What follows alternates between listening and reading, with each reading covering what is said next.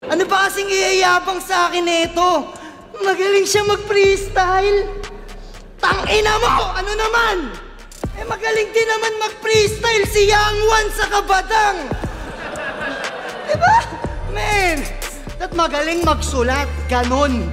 Si Yang Wan at sa Kabadang, tuwan-tuwa ka kapag yung mga freestyle mo napapalakpakan. Di ka man lang nalungkot, wala man lang pumapansin dun sa pinagpuyata mo ng isang buwan. O baka sabihin, di ko kasi kaya yung ginagawa niya, kaya yun yung napiling silipin. Champion din ako ng tryouts, kaya ko din na mag-freestyle. Ayoko lang yung mga tao na bibitin. Pero ikaw kahit bigyan ka ng 3 months prep, di mo pa rin kaya yung gantong klase ng written.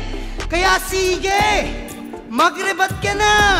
Galingan mo manggulat. Damihan mo para yung mga tao mas mabulag.